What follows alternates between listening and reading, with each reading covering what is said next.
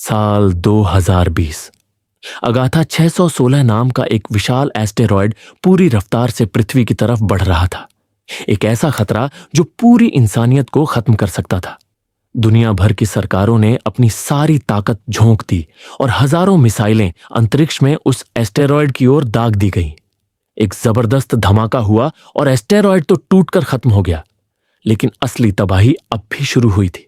उन मिसाइलों से निकले जहरीले केमिकल्स बारिश बनकर धरती पर बरसे। जो जहर अंतरिक्ष के खतरे को मिटाने के लिए बनाया गया था, उसी ने धरती के छोटे छोटे कीड़ों और रेंगने वाले जीवों को भयानक मॉन्स्टर्स में बदल दिया। पलक झपकते ही इंसान फूड चेन के सबसे ऊपर से गिरकर खुद शिकार बन गया।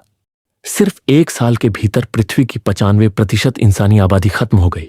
जो 5% लोग बच पाए वे या तो बंकरों में छिप गए या गुफाओं में जिंदगी काटने लगे। 7 साल गुजर चुके हैं और इन्हीं बंकरों में से एक में जोएल रहता है। नीचे की इस दुनिया में उसने बाकी लोगों के साथ एक नई जिंदगी बना ली है। यहां उन्होंने जानवर भी पाल रखे हैं और खाने पीने का इंतजाम करने के लिए हर कुछ दिनों में हंटर्स की एक टीम जमीन के ऊपर जाती है। जो भी खाने लायक सामान मिलता है वे उसे वापस ले आते हैं, लेकिन हर मिशन सुरक्षित नहीं होता। कई हंटर्स बाहर के खतरनाक मॉन्स्टर्स के हाथों मारे जा चुके थे। जोएल इस बंकर में सबके लिए खाना बनाने और रेडियो ठीक करने का काम करता है। वह अपनी हाई स्कूल गर्लफ्रेंड एमी को आज भी याद करता है, जिससे वह आखिरी बार 7 साल पहले मिला था। बंकर के अंदर सब कुछ सामान्य चल रहा था कि तभी बाहर से एक भयानक आवाज गूंज उठी। लाइट्स टिमटिमाने लगी और सब समझ गए कि कोई मॉन्स्टर बहुत करीब आ चुका है। बिना देर किए सभी हंटर्स हथियार उठाकर तैयार हो जाते हैं। जोएल भी कहता है कि वह मदद करना चाहता है, लेकिन बाकी लोग उसे डरपोक कहते हैं और बोलते हैं कि वह उन मॉन्स्टर्स का सामना नहीं कर पाएगा, इसीलिए बंकर के अंदर ही रहना बेहतर है। इसी बीच मॉन्स्टर अब सिर्फ 30 मीटर की दूरी पर पहुंच चुका था। हंटर्स तेजी से बाहर निकलते हैं। इस दौरान अंदर मौजूद लोग स्क्रीन पर सब कुछ देख रहे थे। अचानक एक झटके में मॉन्स्टर एक हंटर को पकड़ लेता है। यह देखकर जोएल खुद को रोक नहीं पाता और मदद करने का फैसला करता है। हथियार हाथ में लिए वह धीरे धीरे आगे बढ़ता है। उसकी सांसें तेज हो रही थीं और माहौल में डर साफ महसूस हो रहा था। तभी उसकी नजर पर्दे के पीछे हिलते साए पर पड़ती है। उसके सामने एक मॉन्स्टर ने एक हंटर को बेरहमी से मार डाला था। यह देखकर जोएल पूरी तरह घबरा जाता है। मॉन्स्टर अब उसके बिल्कुल सामने था और डर के मारे जोएल हिल भी नहीं पा रहा था। वह मरने ही वाला था कि ठीक उसी समय बाकी हंटर्स पहुंच जाते हैं और उस मॉन्स्टर को मारकर उसकी जान बचा लेते हैं।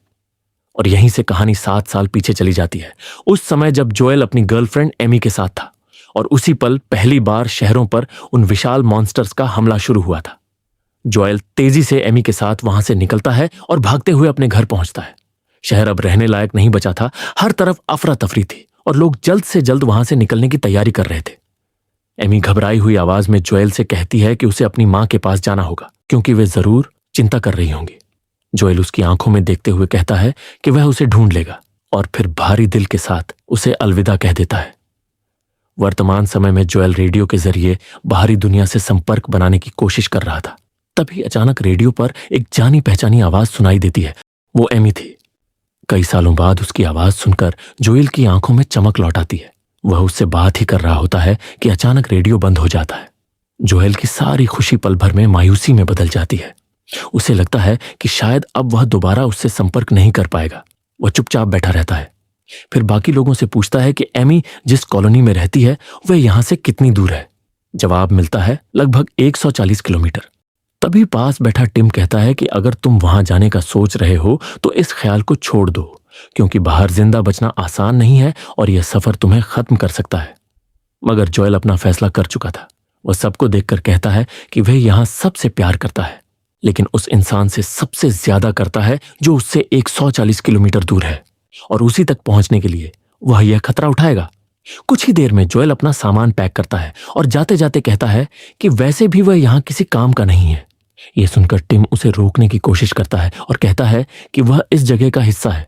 वह रेडियो ठीक करता है, लोगों की मदद करता है और एक परिवार की तरह है। लेकिन जोएल जवाब देता है कि वह पूरी जिंदगी छिपकर नहीं जी सकता।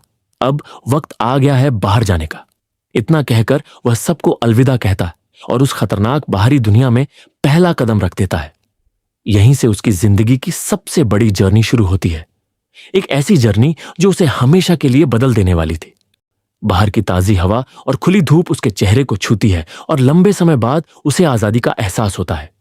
वह अपना नक्शा निकालता है, रास्ता देखता है और आगे बढ़ना शुरू कर देता है। बाहर की दुनिया अब पूरी तरह बदल चुकी थी। प्रकृति ने धीरे धीरे पृथ्वी को फिर से अपने कब्जे में ले लिया था और इंसानी सभ्यता के निशान हर जगह जंग लगे खंडहरों की तरह बिखरे पड़े थे।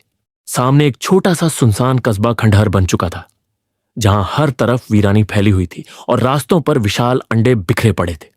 जोएल सावधानी से आगे बढ़ ही रहा था कि उसे अचानक किसी अजीब जीव की आवाज सुनाई देती है। डर के मारे वह तेजी से भागकर एक घर के अंदर घुस जाता है। घर के भीतर गहरी और डरावनी खामोशी पसरी हुई थी, जैसे वक्त बरसों पहले वहीं ठहर गया हो। दीवारों पर लगी तस्वीरें इस बात की गवाही दे रही थीं कि कभी यहां हंसी और जिंदगी बसी थी। जोएल जैसे ही घर का फ्रिज खोलता है, वह घबराकर तुरंत बैकयार्ड की ओर भागता है, क्योंकि उस फ्रिज के अंदर कोई खतरनाक जीव छिपा हुआ था। उसी पल पीछे बने स्विमिंग पूल में बुलबुले उठने लगते हैं और पानी के भीतर से दो अजीब आंखें दिखाई देती हैं। अगले ही क्षण एक विशाल मेंढक पूल से बाहर निकलता है और सीधे जोएल पर हमला कर देता है। वह उसे अपनी तरफ खींचने लगता है। तभी अचानक एक कुत्ता तेजी से आकर जोएल की मदद करता है और उसे बचा लेता है। अब जोएल पूरी रफ्तार से उस कुत्ते के साथ भागने लगता है। वह कुत्ता भागते भागते एक खराब बस के अंदर घुसता है और फुर्ती से दरवाजा बंद कर देता है। उसकी समझदारी देखकर जोएल हैरान रह जाता है। बस की दीवार पर बॉय लिखा हुआ देखकर वह कुत्ते का नाम बॉय समझ लेता है। असल में वही बस बॉय का घर थी, लेकिन उसका मालिक अब मर चुका था और वह अकेले वहीं रह रहा था। जोएल भी वहीं बिस्तर पर लेट जाता है और बॉय से बातें करते करते सो जाता है। अगली सुबह वह बॉय को अलविदा कहकर अपनी जर्नी फिर से शुरू करता है, मगर पीछे से बस का दरवाजा खुलने की आवाज आती है। वह बॉय था जो जोएल के साथ जाना चाहता था। आखिरकार जोएल उसे अपने साथ ले जाने के लिए मान जाता है। बॉय अंदर जाकर अपने मालिक की ड्रेस याद के तौर पर उठा लाता है, जिसे जोएल अपने बैग में रख लेता है। इसी पल से उस सफर में जोएल को एक सच्चा साथी मिल जाता है। दोनों इस तबाह हो चुके कस्बे के बीच से चलते हुए काफी दूर निकल आते हैं। रास्ते में कई विशाल मरे हुए मॉन्स्टर्स की सड़ी हुई लाशें पड़ी थीं। सफर के दौरान बॉय धीरे धीरे जोएल से घुलने मिलने लगता है। चलते चलते जोएल को एक जगह कुछ बेरियां दिखती हैं और वह उन्हें तोड़ने लगता है, मगर बॉय उसे खींचकर उन बेरियों को खाने से रोक देता है। दोनों फिर से आगे बढ़ते हैं, लेकिन अचानक जोएल एक विशाल गड्ढे में गिर जाता है। उस गड्ढे की दीवारों में चारों तरफ छेद बने थे, जहां से किसी चीज के रेंगने की आवाज आ रही थी, और जमीन पर जानवरों के कंकाल बिखरे पड़े थे। जोएल समझ जाता है कि अगर वह ज्यादा देर वहां रहा तो जिंदा नहीं बचेगा। तभी उसका डर सच हो जाता है और अचानक एक विशाल केंचुआ उस पर हमला कर देता है। अब हर छेद से और भी केंचुए बाहर निकलने वाले थे। उसी वक्त ऊपर से किसी ने रस्सी नीचे फेंकी और आखिरी पल में जोएल को खींचकर बाहर निकाल लिया। उसकी मदद क्लाइड और मिनो ने की थी, जो इस खतरनाक दुनिया में जीने का तरीका जानते थे। जोएल अभी उनसे बात ही कर रहा होता है कि दूर से किसी मॉन्स्टर की दहाड़ सुनाई देती है। तीनों बिना वक्त गंवाए आगे बढ़ने लगते हैं। काफी दूर चलने के बाद वे रुककर थोड़ा आराम करते हैं। क्लाइड जोएल से कहता है कि उसे एक तीर तक सही से चलाना नहीं आता, तो वह इस दुनिया में जिंदा कैसे रहेगा। वह समझाता है कि हमेशा किसी ऊंची जगह से इलाके का जायजा लेना चाहिए, ताकि दूर से ही खतरा नजर आ जाए। इसी दौरान मिनो जोएल को तीर चलाना सिखाने लगती है। उसी समय पहाड़ी के नीचे तक एक विशाल मॉन्स्टर जोएल की शर्ट की गंध का पीछा करता हुआ वहां तक आ गया था। तीनों फिर से आगे बढ़ते हैं। रास्ते में क्लाइड कहता है कि वे उत्तर की तरफ जा रहे हैं, बर्फीले पहाड़ों की ओर, जहां शायद इंसानों की एक बड़ी कॉलोनी मौजूद है। मिनो जोएल से उनके साथ चलने को कहती है, मगर जोएल कहता है कि उसे एमी के पास जाना है, इसलिए वह उनके साथ नहीं जा सकता। तभी अचानक क्लाइड धीरे से कहता है कि हिलना मत जोएल। जोएल डर से जम जाता है, क्योंकि उसके ठीक पीछे एक विशाल स्नेल खड़ा था। क्लाइड चालाकी दिखाते हुए जोएल की शर्ट उस स्नेल के शेल के अंदर छिपा देता है। कुछ पल बाद वह स्नेल बिना किसी नुकसान के चुपचाप वहां से आगे बढ़ जाता है। क्लाइड बताता है कि अब यह स्नेल जोएल की शर्ट की महक पूरे जंगल में फैला देगा और वह विशाल मॉन्स्टर कभी उसे ढूंढ नहीं पाएगा। कुछ ही देर में रात हो जाती है। आग के पास बैठे हुए जोएल क्लाइड को अपनी ड्राइंग बुक दिखाता है, जिसमें उसने बचपन से लेकर हर पल की तस्वीरें बनाई थी, यहां तक कि उस दिन की भी जब एस्टेरॉयड की टक्कर से दुनिया तबाह हो गई थी। जब जोएल बताता है कि तबाही से पहले वो फेयरफील्ड नाम की जगह पर अपने माता पिता के साथ रहता था, तो क्लाइड हैरान रह जाता है। वह कहता है कि फेयरफील्ड से तो कोई भी जिंदा नहीं बचा, वह इलाका पूरी तरह खत्म हो चुका था। जोएल धीमी आवाज में बताता है कि उसके मां बाप मारे गए लेकिन वह किसी तरह बच निकला। खाना खाने के बाद जैसे ही जोएल सोने लगता है, उसी वक्त क्लाइड सबको जगा देता है और कहता है कि वे यहां रुक नहीं सकते क्योंकि खाने की खुशबू किसी भी वक्त किसी मॉन्स्टर को यहां खींच सकती है। तीनों फिर से रात में ही आगे बढ़ने लगते हैं। सुबह होने पर वे एक ऐसी जगह से गुजरते हैं जहां पहाड़ों से चिपके हुए विशाल मधुमक्खियों के छत्ते लटक रहे थे। रास्ते में कई बार रुककर मिनो जोएल को टारगेट प्रैक्टिस करवाती है और अब जोएल काफी अच्छी तरह तीर चलाना सीख चुका था। इसी तरह चलते चलते कई दिन और कई रातें गुजर जाती हैं। आखिरकार वे इतना आगे आ जाते हैं कि अब जोएल को अपने रास्ते अलग जाना था। मिनो उदास होकर कहती है कि वह ना जाए और उनके साथ ही रहे, मगर जोएल उसे समझाता है कि उसे अपने रास्ते पर आगे बढ़ना ही होगा। जाते समय क्लाइड उसे एक ग्रेनेड देता है और कहता है कि जिंदा रहने के लिए अपने इंस्टिंक्ट्स पर भरोसा करना सीखो। वह उसका हौसला बढ़ाते हुए कहता है कि अगर वह फेयरफील्ड से यहां तक जिंदा पहुंच सकता है तो बाकी बचे 50 किलोमीटर भी पार कर लेगा। इतना कहकर क्लाइड और मिनो अपने रास्ते निकल जाते हैं और जोएल अपने सफर पर अकेला आगे बढ़ जाता है। काफी देर चलने के बाद वह एक दलदली पानी वाले इलाके में पहुंचता है, लेकिन बॉय किसी अनजाने डर से घबराने लगता है और भागकर एक जगह छिप जाता है। उसी वक्त जंगल में एक अजीब सी आवाज गूंजने लगती है। जोएल अभी समझ ही रहा था कि यह क्या है, तभी उसके पैरों के चारों तरफ जमीन से नुकीली हिलती हुई चीजें बाहर आने लगती हैं। वो एक विशाल सेंटीपीड था जो जमीन से निकलते ही उस पर हमला कर देता है और जोएल दूर जा गिरता है। अब वह सेंटीपीड बॉय को पूरी तरह घेर चुका था। इसी दौरान उसे सालों पुरानी फ्लैशबैक याद आई, जब वह अपने माता पिता के साथ शहर से भाग रहा था और उनकी कार फंस गई थी। उसके माँ बाप कार में फंसे रह गए थे, लेकिन उन्होंने जोएल को भाग जाने को कहा और उसकी आंखों के सामने ही वे मारे गए थे। वर्तमान में लौटते हुए जोएल देखता है कि बॉय अब उस सेंटीपीड के चंगुल में बुरी तरह फंस चुका है और मरने ही वाला है। तभी जोएल बिना डरे उस पर टूट पड़ता है और इस बार एकदम सटीक निशाना लगाते हुए उसे मार गिराता है। अब रात हो चुकी थी, मौसम पूरी तरह खराब हो चुका था। मूसलाधार बारिश के साथ साथ बिजली भी जोरों से कड़क रही थी। दोनों अब भी एक छोटे से कैफे में बैठकर थोड़ा आराम ही कर रहे थे कि पीछे से किसी ने धीरे से हेलो कहा। जोएल ने जैसे ही पलटकर देखा, वो पूरी तरह हैरान रह गया। वहां एक फीमेल रोबोट मौजूद थी जो सालों से उसी जगह बैठी हुई थी, और जैसे ही उसने जोएल और बॉय की आहट सुनी, वह फिर से एक्टिव हो गई। रोबोट अपना नाम मेविस बताती है और कहती है कि उसकी बैटरी में सिर्फ 51 मिनट बाकी है, उसके बाद वह हमेशा के लिए बंद हो जाएगी। जोएल हैरानी से कहता है कि तबाही से पहले वह दुनिया की सबसे बड़ी इन्वेंशन हुआ करती थी, लेकिन अब वह यहां जंग खाती हुई बैठी है। मेविस बताती है कि कुछ साल पहले एक मॉन्स्टर ने उसके दोनों पैर काट दिए थे, इसलिए वह कहीं जा नहीं सकती, और उदासी से आगे कहती है कि वह यहीं वापस आकर बैठ गई इस उम्मीद में कि शायद कोई एक दिन उसे ढूंढते हुए आएगा। और आज आखिरकार वह आ ही गया। जब मेविस पूछती है कि वह इतनी खतरनाक दुनिया में कॉलोनी से बाहर क्या कर रहा है, तो जोएल बताता है कि वह अपनी दोस्त एमी को ढूंढ रहा है। मेविस उससे पूछती है कि क्या वह किसी तरह उसकी मदद कर सकती है। जोएल पहले मना करता है, फिर कहता है कि अगर उसे थोड़ी बिजली मिल जाए तो वह रेडियो चालू कर एमी से संपर्क कर सकता है। मेविस मुस्कुराकर कहती है कि वह उसकी बची हुई ऊर्जा इस्तेमाल कर ले, क्योंकि वैसे भी वह कुछ ही देर में बंद होने वाली है। जोएल हिचकिचाते हुए मान जाता है और रेडियो को मेविस की बैटरी से जोड़ देता है। कुछ ही पल में उसका एमी से संपर्क हो जाता है। एमी घबराई हुई आवाज में पूछती है कि क्या वह ठीक है और वह कॉलोनी से कितनी दूर है।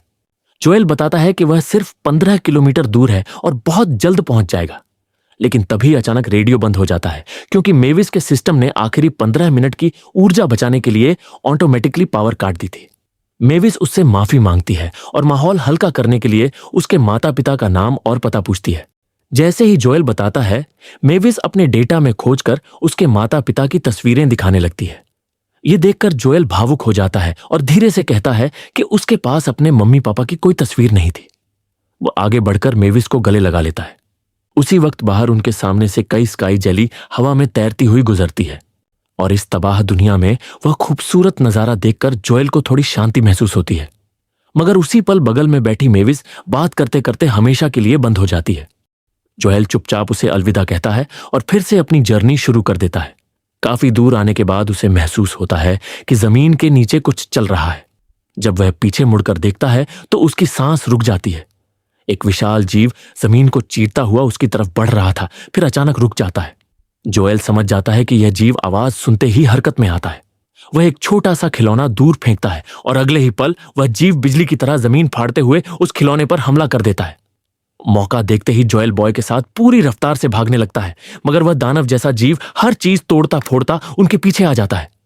भागते भागते दोनों एक पेड़ के तने के अंदर छिप जाते हैं, मगर वह जीव अब उनके ठीक बगल में आ चुका था। जोएल ने तुरंत बॉय का मुंह जोर से बंद कर दिया ताकि उससे कोई आवाज ना निकल सके। कुछ पल की खामोशी के बाद वह मॉन्स्टर धीरे धीरे वहां से आगे बढ़ गया। जोएल ने राहत की सांस ही ली थी कि तभी बॉय की नजर जमीन पर गिरी अपने पुराने मालिक की ड्रेस पर पड़ती है। जोएल के मना करने के बावजूद बॉय दौड़ता हुआ उसे लेने चला जाता है, और जैसे ही उसके कदमों की आवाज होती है वह मॉन्स्टर दोबारा पूरी रफ्तार से उसकी तरफ मुड़ जाता है। जोएल बिना वक्त गंवाए भागता है और क्लाइड का दिया हुआ ग्रेनेड निकाल लेता है। जैसे ही वह दानव उसके करीब आता है, जोएल पूरी ताकत से ग्रेनेड उसके मुंह में फेंक देता है और अगले ही पल जोरदार धमाके के साथ उस मॉन्स्टर के टुकड़े उड़ जाते हैं। धमाके के बाद जोएल किसी तरह तैरता हुआ किनारे तक पहुंचता है। जैसे ही वह अपनी शर्ट के बटन खोलता है, उसकी सांस अटक जाती है क्योंकि उसके पूरे शरीर पर बड़ी बड़ी झोंकें चिपकी हुई थीं जो उसका खून चूस रही थी। वह घबराकर जल्दी जल्दी सारी झोंकें हटाता है और गुस्से में बॉय पर भड़क उठता है। वह चिल्लाकर कहता है कि यह सब उसकी वजह से हुआ है और वह उसकी बात कभी क्यों नहीं मानता। बॉय दुखी होकर वहां से भाग जाता है। अब जोएल अकेला जंगल में आगे बढ़ने लगता है, लेकिन कुछ ही देर में उसे तेज चक्कर आने लगते हैं। झोंकों की वजह से उसके शरीर में जहर फैल चुका था और उसकी हालत हर पल खराब होती जा रही थी। तभी धुंधली नजरों के बीच उसे सामने किसी की आकृति दिखाई देती है। वह कोई और नहीं बल्कि एमी थी। एमी तुरंत उसे सहारा देकर अपनी कॉलोनी में ले आती है। कुछ देर बाद जब जोएल की आंख खुलती है तो वह खुद को एक बिस्तर पर लेटा पाता है। एमी हैरानी से पूछती है कि वह इतनी दूर तक आखिर पहुंचा कैसे, जिस पर जोएल बस इतना कहता है कि वह कई बार मरते मरते बचा और किसी तरह यहां तक आ गया। एमी उसे बताती है कि वह और उसकी पूरी कॉलोनी अब इस जगह को छोड़कर किसी और सुरक्षित इलाके में शिफ्ट होने वाले हैं। थोड़ी देर बाद जब जोएल लड़खड़ाते हुए बाहर आता है तो वह देखता है कि एमी की कॉलोनी एक ऐसे बीच पर बसी हुई है जो 3 तरफ से घिरा हुआ था। वहीं उसकी मुलाकात कैप से होती है, जो खुद को रॉयल ऑस्ट्रेलियन नेवी का रिटायर्ड अफसर बताता है, और पास ही उसकी शानदार यॉट खड़ी होती है। कैप उन्हें भरोसा दिलाता है कि वह सबको ऐसी जगह ले जाएगा जहां कोई मॉन्स्टर नहीं है। एमी और उसके साथ के बुजुर्ग लोग उसी उम्मीद में अपना सामान पैक कर रहे थे, क्योंकि उन्हें लगता था कि समुद्र के बीच रहना जमीन से कहीं ज्यादा सुरक्षित होगा। थोड़ी देर बाद आखिरकार जोएल ने हिम्मत जुटाई और हिचकिचाते हुए वह सवाल पूछ ही लिया जो उसे पूरे 150 किलोमीटर तक खींचकर यहां तक लाया था। उसने एमी की आंखों में देखते हुए कहा, एमी, मैं सिर्फ तुम्हारे लिए इतनी दूर मौत से लड़कर आया हूं। 7 साल हो गए, क्या हमारे बीच अब भी सब पहले जैसा है? एमी ने एक गहरी सांस ली और उसकी तरफ देखा। उसकी नजरों में जोएल के लिए दर्द भी था और सम्मान भी। उसने धीमी आवाज में कहा, देखो जोएल, इन 7 सालों में मैंने अपने हर करीबी इंसान को खोते हुए देखा है। इस पूरी दुनिया में तुम ही मेरे सबसे पुराने और सबसे करीबी दोस्त हो जो आज भी जिंदा है। फिर उसने अपनी बात को साफ करते हुए आगे कहा, लेकिन इन 7 सालों में बहुत कुछ बदल गया है जोएल। मैं अब वह पहले वाली एमी नहीं रही। पिछले साल ही मैंने उस इंसान को खो दिया जिससे मैं सबसे ज्यादा प्यार करती थी। यह सुनते ही जैसे जोएल के पैरों तले जमीन खिसक गई। एमी के उन शब्दों ने साफ कर दिया कि उसकी जिंदगी में अब जोएल की जगह बदल चुकी है। जोएल एकदम खामोश हो गया। उसके पास कहने के लिए कुछ बचा ही नहीं था। उसके सामने सच्चाई आईने की तरह साफ थी। जिस रिश्ते को वह 7 साल से सीने से लगाए बैठा था, वह वक्त के साथ कहीं पीछे छूट चुका था। जोएल खुद को कोसते हुए कहता है कि वह कितना बेवकूफ था। उसे निकलने से पहले पूछ लेना चाहिए था कि उसे आना भी चाहिए या नहीं, मगर वह बस उत्साह में निकल पड़ा। एमी माफी मांगते हुए कहती है कि उसे यह बात पहले ही बता देनी चाहिए थी। कुछ देर बाद जब सब लोग साथ बैठे होते हैं तो जोएल सबके सामने कहता है कि उन्हें कैप के साथ यॉट में बैठकर समुद्र की ओर नहीं जाना चाहिए, क्योंकि जमीन पर भी जिंदा रहा जा सकता है। वह कहता है कि अगर वह 7 दिन तक जिंदा रह सकता है तो कोई भी जमीन पर रह सकता है और वे मिलकर मॉन्स्टर्स को खत्म करके अपनी धरती को फिर से सुरक्षित बना सकते हैं। तब कैप जोएल से पूछता है कि क्या उसके पास कोई योजना है कि वह मॉन्स्टर्स को कैसे हराएगा, लेकिन जोएल कुछ नहीं कह पाता। वह चुपचाप वहां से उठकर चला जाता है और रेडियो के जरिए अपनी कॉलोनी से संपर्क करने की कोशिश करने लगता है, मगर उसकी कॉलोनी से कोई जवाब नहीं आता। जब वह अपना नक्शा खोलता है तो देखता है कि उसके बंकर के सभी दोस्तों ने उस पर हाथ से भावुक संदेश लिखे हुए हैं। किसी ने लिखा था, we support you even if it means goodbye. तो किसी ने बड़े अक्षरों में लिखा था, गर्टी विल मिस यू। उनके लिए जोएल सिर्फ एक बचा हुआ इंसान नहीं बल्कि उनका परिवार था। हर एक संदेश में बस एक ही गुहार थी कि वह वापस घर लौट आए। उन शब्दों ने जोएल के दिल को भीतर तक चीर दिया। उसे एहसास हुआ कि जिसे वह पीछे छोड़ आया था वही उसका असली घर था और वही लोग उसे सबसे ज्यादा चाहते थे। जोएल अभी उन नोट्स को पढ़ ही रहा था कि उसी वक्त रेडियो की दूसरी तरफ से आवाज आती है। ये उसकी कॉलोनी के लोग थे। वे उसकी आवाज सुनकर बेहद खुश और हैरान थे। उन्हें यकीन नहीं हो रहा था कि जोएल जिंदा एमी की कॉलोनी तक पहुंच गया। जोएल उत्साह से बताता है कि उसने रास्ते में 2 बड़े मॉन्स्टर्स को मारा। उसे 2 शानदार सर्वाइवर्स मिले और एक वफादार कुत्ता भी। जब वह आगे पूछता है कि वहां सब ठीक है या नहीं, तो उनका जवाब सुनकर उसका चेहरा उतर जाता है। वे बताते हैं कि हालात और खराब हो गए हैं। उसके जाने के बाद और भी मॉन्स्टर्स ने हमला किया है और अब उन्हें वह जगह छोड़नी पड़ सकती है, वरना सब मारे जाएंगे। उनकी बात चल ही रही होती है कि अचानक सिग्नल चला जाता है और संपर्क टूट जाता है। अब जोएल को अपने साथियों की चिंता घेर लेती है। वह फैसला कर लेता है कि अब उसे अपने असली परिवार के पास लौटना होगा। वह जल्दी जल्दी अपना सामान पैक करने लगता है। तभी उसकी नजर सामने रखी प्लेट पर पड़ती है जिसमें वही बेरियां रखी थीं जिन्हें रास्ते में बॉय ने खाने से रोका था। जोएल तुरंत समझ जाता है कि कैप जरूर कोई साजिश रच रहा है। वह तेजी से बाकी लोगों की तरफ भागता है। बाहर सब लोग मस्ती में जश्न मना रहे थे। जोएल एमी को समझाने की कोशिश करता है कि कैप ने उसे जहर देने की कोशिश की है और वह जरूर कुछ गलत करने वाला है, इसलिए सबको वहां से तुरंत निकलना होगा। मगर एमी नशे में थी और उसकी बात ठीक से समझ नहीं पा रही थी। उसी वक्त एक एक करके कॉलोनी के लोग जमीन पर गिरने लगते हैं और अगले ही पल कैप के एक साथी ने पीछे से जोएल पर जोरदार वार किया, जिससे वह तुरंत बेहोश होकर गिर पड़ा। जब सुबह जोएल को होश आया तो उसने खुद को और बाकी सभी लोगों को बंधा हुआ पाया। अब सब कुछ साफ था। कैप और उसके साथियों ने सबके साथ धोखा किया था। असल में कैप कोई रक्षक नहीं बल्कि एक लुटेरा था। उसका असली मकसद उन्हें किसी सुरक्षित जगह ले जाना नहीं बल्कि उनकी मेहनत से जुटाया गया खाना और दवाइयां लूटना था। उसकी एक साथी ने तो कैंप का रेडियो टावर भी उड़ा दिया था ताकि कोई मदद ना बुला सके। कैप के चेहरे पर चालाक मुस्कान फैल गई जब उसने अपनी यॉट की ओर इशारा करते हुए जोएल और एमी से कहा कि क्या उन्हें लगा था इतनी बड़ी नाव बिना ईंधन के चलती है। उसने बताया कि उनकी असली ताकत पानी के नीचे है, एक विशाल केकड़ा मॉन्स्टर जो इस 10 टन की यॉट को खिलौने की तरह खींचता है। वह कहता है कि फिलहाल वह गहरी नींद में है, लेकिन उसे जल्दी ही भूख लगेगी और उसके लिए एक शानदार दावत तैयार है। इतना कहते ही कैप एक बटन दबाता है और अगले ही पल पानी के नीचे भयानक हलचल शुरू हो जाती है। कोई विशाल चीज तेज रफ्तार से एमी के कैंप की तरफ बढ़ने लगती है। चट्टानों को चीरते हुए वह विशाल क्रैब मॉन्स्टर बाहर निकलता है और जोरदार गर्जना करता है। सब लोग घबराकर इधर उधर भागने लगते हैं। एमी एक लोहे की मोटी शीट उठाती है और कहती है कि जोएल कुछ देर तक मॉन्स्टर को संभाले। वो बाकी लोगों को देखती है। एमी पूरी रफ्तार से दौड़ती है और कैप के एक साथी को जोरदार टक्कर मारकर गिरा देती है। दूसरी तरफ जोएल भाला लेकर क्रैब की ओर दौड़ता है, मगर वह खुद को बचाते हुए उछलकर दूसरी तरफ गिर जाता है। अब क्रैब अपनी पीठ के बल गिरा हुआ था और सीधा नहीं हो पा रहा था। मौका देखकर जोएल जैसे ही उसे मारने आगे बढ़ता है, उसी समय कैप एक और बटन दबा देता है और क्रैब अपने पंजे से जोएल पर जोरदार वार करता है। असल में कैप बिजली के झटकों से उस क्रैब मॉन्स्टर को काबू में रखता था और उसी तरह उसे कंट्रोल करता था। उधर एमी लगातार बाकी दोनों से लड़ रही होती है, लेकिन तभी कैप पीछे से उस पर हमला कर देता है और वह गिरकर बेहोश हो जाती है। इधर जोएल उस मॉन्स्टर से खुद को बचाने की कोशिश कर रहा था कि तभी बॉय दौड़ता हुआ उसके पास पहुंचता है। जोएल बिना समय गंवाए बॉय को एमी के पास भेज देता है ताकि वह उसका ख्याल रख सके। इसी बीच कैप और उसके साथी सारी सप्लाई लेकर अपनी यॉट की तरफ बढ़ने लगते हैं। अब क्रैब मॉन्स्टर जोएल के बेहद करीब आ चुका था और वह उसका पैर पकड़ लेता है। उसी वक्त एमी दूर से जोएल की तरफ ग्रेनेड लॉन्चर फेंक देती है। जोएल क्रैब के मुंह में ग्रेनेड डालने ही वाला होता है कि अचानक उसकी नजर उस मॉन्स्टर की आंखों में दर्द पड़ जाती है। उसे एहसास होता है कि कैप उसे लगातार बिजली के झटके देकर तकलीफ देता रहा है। उसे मारने की बजाय जोएल उस जंजीर पर ग्रेनेड दाग देता है जिससे क्रैब बंधा हुआ था। धमाके के साथ जंजीर टूट जाती है और क्रैब कैप के काबू से आजाद हो जाता है। वह जोएल को छोड़ देता है और धीरे से उनके करीब आता है, जैसे उनका शुक्रिया अदा कर रहा हो।